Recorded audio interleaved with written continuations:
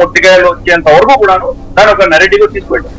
So భారతదేశంలో ఎటువంటి development వచ్చినా కానీ కూడా అడ్డుకునేటువంటి శక్తులు, మన ఎదుగుదలను ఆపేటువంటి శక్తులు విపరీతంగా ఈ దేశంలో పనిచేస్తున్నాయి. వాళ్లకు విదేశీ హస్తం చాలా వాళ్ళ తల మీద ఉన్నది. వాళ్ళ దగ్గర నుంచి ఫండింగ్ కావచ్చు, ఇంటలెక్చువల్ బ్యాకింగ్ కావచ్చు. ఇక్కడ ఏం జరిగినా కానీ అక్కడి నుంచి గార్డియనో, లేకపోతే వాషింగ్టన్ పోస్టో, న్యూయార్క్ టైమ్స్, లేకపోతే బీబీసీఓ, అల్ జజీరా, ఇవన్నీ కూడాను భారతదేశానికి వ్యతిరేకంగా వాళ్ళు ఆర్టికల్స్ రాయడం, ఒక నెరేటివ్ బిల్డ్ చేసే ప్రయత్నం వాళ్ళు చేస్తున్నారు.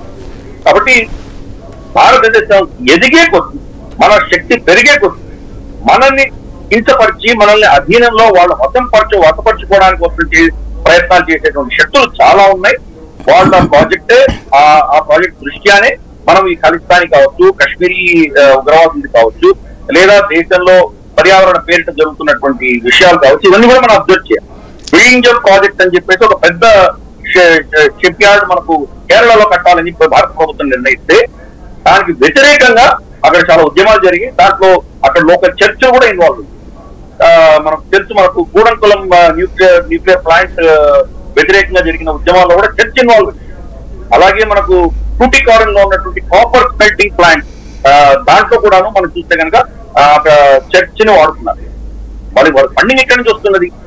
కాబట్టి ఇవన్నీ మనం చూస్తే కనుక భారతదేశంలో ఎన్జిఓల రూపేణా, లేదా ఫేక్ నెరేటివ్ రూపేణా, ఆర్టిఫిషియల్ ఇంటెలిజెన్స్ రూపేణా చాలా విషయాల్లో మనల్ని వాళ్ళ అధీనంలో ఉంచుకోవాలి, వాళ్ళ కంట్రోల్లో ఉంచుకోవాలి అన్న దిశగా ప్రయత్నం చేస్తున్నటువంటి శక్తులు చాలా ఉన్నాయి.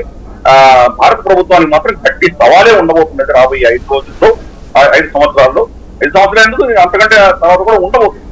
మనం ఎంత ఎదుగుతామో, మనం ఎంత బలం పెరుగుతుందో అంత మనకు సవాళ్లు కూడా అంతే గట్టిగా మన మీద వచ్చేటువంటి సూచనలు మనకు కనిపిస్తాయి. కాశ్మీర్ లో ఒక పక్కన ఎన్నికలకి సిద్ధం అని చెప్పి మోడీ చెప్తున్నారు. అలాగే ఇన్ఛార్జీలు కూడా కిషన్ రెడ్డి గారు లాంటి వాళ్ళని అక్కడికి వేశారు. ఇప్పుడు మరి ఈ పరిస్థితి చూస్తే, అంటే మొన్ననే చూస్తే వేర్పాటువాద పార్టీ నాయకుడు అబ్దుల్లాను ఓడించారంటే మరొక వేర్పాటువాద నాయకుడిని అక్కడ గెలిపించినటువంటి పరిస్థితి, అంతకంటే కట్టర్ని. ఇప్పుడు అట్లాంటి సిచ్యుయేషన్లో కాశ్మీర్లో వేర్పాటువాదుల చేతిలోకి వెళ్లే ప్రమాదం ఉండదా?